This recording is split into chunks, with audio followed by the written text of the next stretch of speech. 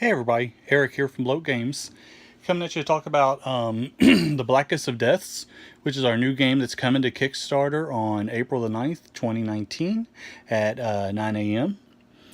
Tonight we're going to be talking about three particular game mechanics. We're going to be talking about the luck, evade, and armor points.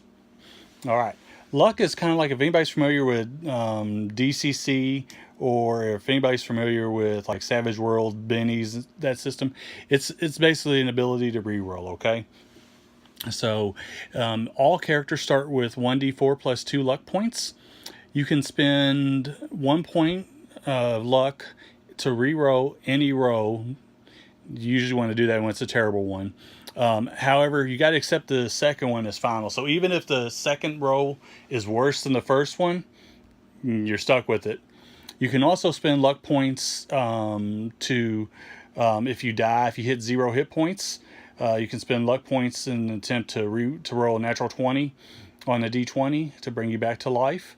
Luck points you can spend as many per session as you want, but they're only regained at 1 point per session. Certain powerful and rare magic items may grant additional luck points, so there is a way for that to go up as the game goes on and as you venture. Evade is kind of replaces armor points. I mean, not armor points. It kind of replaces armor class in most traditional systems. Your character is going to start off with an evade score, which is their natural defense to dodge oncoming attacks. All characters start with a base evade score of 11, and then they add their dex score to calculate the evade total. So usually it's going to be between 11, or well, really between 10, and your evade score will be somewhere between 10 and 14. Sometimes higher, sometimes lower. But that's what the person has to roll to attack you. That's the number that takes to hit you. Now, armor points, not to be confused with armor class. Armor points is a little bit different.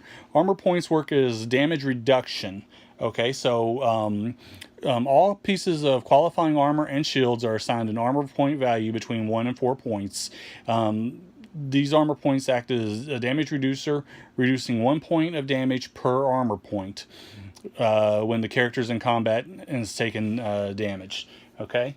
An successful attacker's damage can never be reduced below 1 armor point. So let's say that you have an armor point score of 5, and they hit you and they only do 1 damage, or they do 3 points of damage, but you have an armor point score of 5. So that's going to reduce that down to 1 point. It can never go below 1. If they hit you, they hit you, so you're going to take some damage. But that's how that works. A character can never exceed 6 points of armor class, no matter how much armor they're wearing.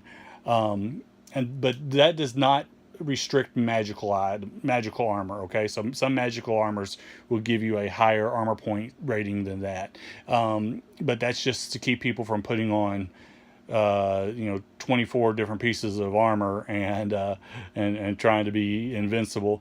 So for just natural non-magical armor, a person can never raise their armor points above 6.